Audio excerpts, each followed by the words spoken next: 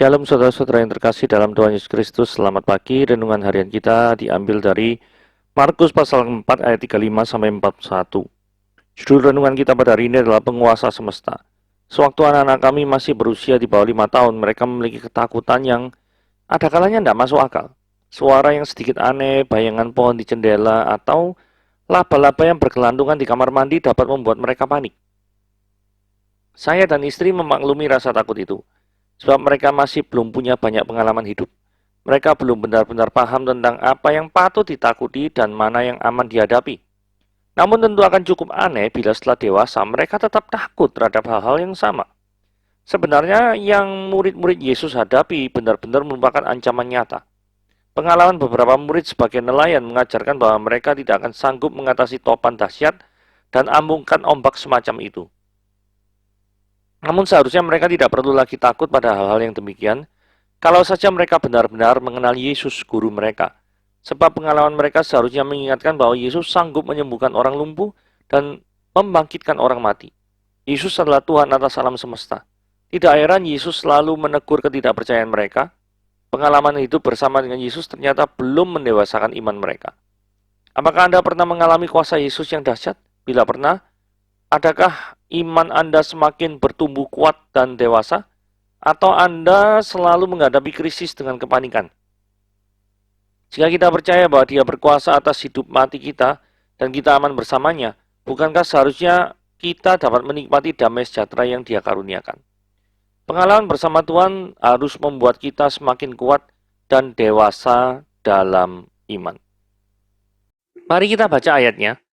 Pada hari itu, waktu hari sudah petang, Yesus berkata pada mereka, marilah kita bertolak ke seberang. Mereka meninggalkan orang banyak itu lalu bertolak dan membawa Yesus beserta dengan mereka dalam perahu, di mana Yesus telah duduk dan perahu-perahu lain juga menyertai dia. Lalu mengamuklah taufan dengan sangat dahsyat dan ombak menyembur masuk ke dalam perahu, sehingga perahu itu mulai penuh dengan air. Pada waktu itu Yesus sedang tidur di buritan di sebuah tilam, maka murid-muridnya membangunkan dia dan berkata kepadanya, Guru, engkau tidak peduli kalau kita binasa. Ia pun bangun mengganti angin itu dan berkata kepada danau itu, diam, tenanglah. Lalu angin itu reda dan danau itu menjadi teduh sekali. Lalu ia berkata pada mereka, mengapa kamu begitu takut? Mengapa kamu tidak percaya? Mereka menjadi sangat takut dan berkata seorang kepada yang lain, siapakah gerangan orang ini sehingga angin dan danau pun taat kepadanya? Nah, poin ayat yang ke-35 ini poinnya gini ya, marilah kita bertolak ke seberang. Berarti dari kata-kata ini, satu hal yang dapat kita tangkap pelajaran yaitu, Yesus yang mengajak para murid ini bertolak ke seberang. Padahal Yesus tahu kalau di seberang pasti murid-murid menghadapi angin ribut. Lah, kenapa kok sudah tahu seperti itu, Yesus tetap mengajak para muridnya? Ya, nanti ya, kita lihat jawabannya. Tapi satu hal yang pasti, ketidaknyamanan seringkali menjadi ujian bagi keimanan dari orang yang mengaku percaya pada Kristus. Ini penting. Ya ini maksudnya. Jadi, mengikut Tuhan itu tidak selamanya jalannya itu rata. Seringkali bergelombang, berbukit, tidak rata. Ya. Ini jelas loh, kenapa kok saya tekankan ini yang ngajak Yesus. Bukan kesalahan daripada para murid, bukan dari kesalahan apapun, bukan dari godaan atau tertarik ke seberang apa, enggak ada sama sekali, enggak ada. Kenapa kok ini saya tekankan berulang-ulang? Karena gini ya, kadang-kadang ketika seseorang mengalami pasang surutnya kehidupan ini, ketika pasang mungkin orang dengan mudah berkata, oh ini penyertaan Tuhan. Tapi kalau sedang surut, orang tidak berani mengatakan, oh ini penyertaan Tuhan juga. Padahal dari kasus ini, cerita ini, kita melihat bahwa ketika ada ketakutan itu melanda, nanti ya, kalau kita lihat lebih jelasnya, di dalam kehidupan para murid, justru Yesus yang suruh ke sana. Oke? Nah, ini kita berbicara dulu terhadap misinterpretation about crossover. Nah, ayat 35 ini secara bahasa Inggrisnya tuh ngomong gini ya, let us cross over to the other side. Nah, Ada seorang pendeta yang salah mengartikan daripada crossover. Jadi mengartikan crossover, menyeberang ini dengan secara figuratif. Jadi diandaikan. Jadi artinya menyeberang menurut dia itu gereja itu bisa melayani ke bidang yang berbeda.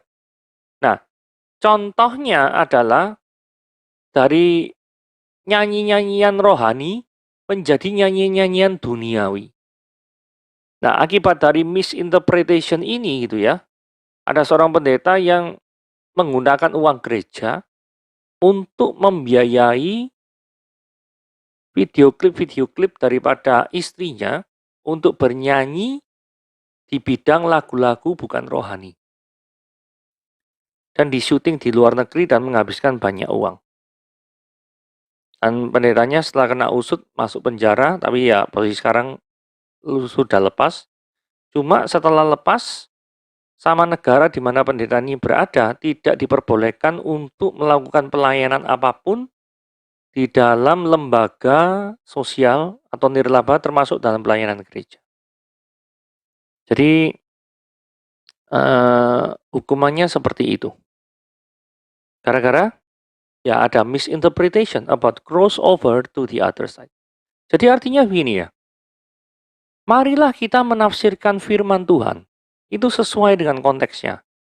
Dalam hal ini Yesus ngomong mari kita menyeberang itu sungguh-sungguh nyebrang. Nggak boleh diartikan figuratif. Nggak boleh. Gitu ya. Figuratif itu bukan arti yang sebenarnya. Ini artinya literal. Benar-benar nyebrang, ya nyebrang. Perahu ini datang, nyebrang. Dan nanti masa ngalami angin ributnya figuratif. Bohong-bohongan gitu. Cuma perlambangan. Kan ya enggak. Oke? Nah ini taat. 36 ya. Apa respon murid-muridnya ketika mengetahui gurunya mengatakan mari bertolak ke seberang? Nah ini penting ya, mereka meninggalkan orang banyak itu lalu bertolak. Artinya adalah, slide kedua ini intinya adalah mereka tuh taat. Para murid ini taat kepada Yesus. Saya ingin menekankan itu aja. Taat ini. Jadi seperti Abraham yang dipanggil keluar daripada Ur Kasdim. Dengan tanpa tanya apapun dan percaya akan tuntunan Tuhan. Demikianlah para murid juga taat kepada Yesus.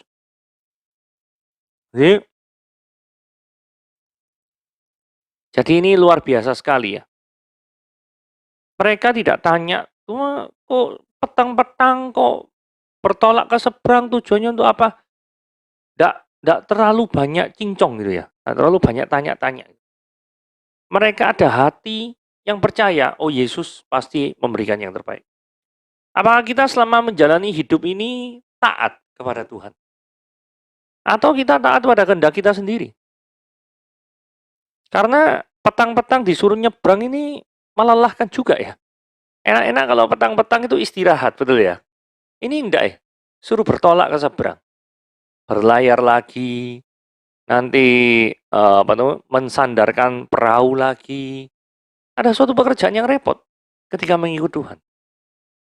Tapi responnya ini taat. Para muridnya taat. Nah, ayat 37. Lalu mengamulah taufan yang sangat dahsyat. Dan ombak nyembur masuk ke dalam perahu. Perahunya mulai penuh dengan air. Ini suatu kondisi yang tidak nyaman yang dialami para murid. Yang membuat kita tuh sering bertanya-tanya, kalau kita mau hubungkan dengan satu slide tadi ya, yang sebelumnya. Tuhan saya ini sudah taat loh kepada engkau.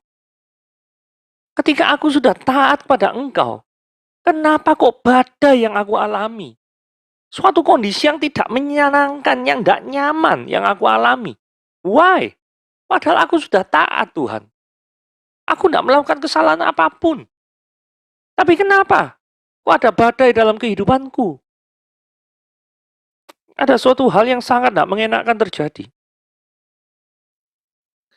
Jadi, sebelum kita menjawab pertanyaan ini ya, ayat ini bisa jadi pendukung bahwa ketika seseorang itu mengikut Tuhan, maka pimpinan Tuhan terkadang memang tidak nyaman. Ini yang pendeta-pendeta jarang bicara. Jarang sekali ada pendeta-pendeta kontemporer yang bilang akan hal ini. Mungkin ini tidak populer tema ini, tetapi ini adalah firman Tuhan. Ini Tuhan bicara. Kalau Anda percaya firman Tuhan ini adalah Alkitab adalah firman Tuhan, maka Anda juga harus percaya ayat 37 ini juga firman Tuhan. Ayat 37 ini jelas. Perahu itu mulai penuh dengan air. Saudara, ada berapa banyak ketika kita menghadapi pandemi COVID ini, perahu kehidupan kita itu sudah mulai penuh dengan air. Ada berapa banyak? Ada suatu ketidaknyamanan, kekhawatiran yang bisa membuat kita itu, ya ini pasti para murid khawatir lah ya. Kalau perahu mulai penuh dengan air itu kalau enggak khawatir, itu perasaan apa? Pasti khawatir kan? Betul ya? Pasti khawatir. Khawatir apa? Khawatir tenggelam, tenggelam mati ya repot nih. Apalagi di dalam bacaan tadi dijelaskan bahwa mereka itu adalah para nelayan yang biasa ngadepi ombak. Tapi kenapa ketika mereka itu biasa ngadepi ombak? Kalau yang ombak, yang saat ini yang sedang kita baca ini kok rasanya ketakutan itu kenapa? Ya berarti itu adalah ombak yang dahsyat yang tidak pernah mereka temui sebelumnya. Ya kayak pandemi COVID ini. Tidak pernah ditemui sebelumnya. Tetapi saya percaya Tuhan lebih besar dari pandemi COVID. Dia adalah Allah yang lebih besar dari segala permasalahan kita. Jadi pasti dia sanggup untuk melindungi kita dari segala mara bahaya. Dia pasti akan membuat yang terbaik. Oke? Nah, ayat 38. Pada waktu itu Yesus sedang tidur di buritan di sebuah tilam. Ya, karena capek ya. Maka murid-muridnya membangunkan dia dan berkata, "Guru, engkau tidak peduli kalau kita binasa."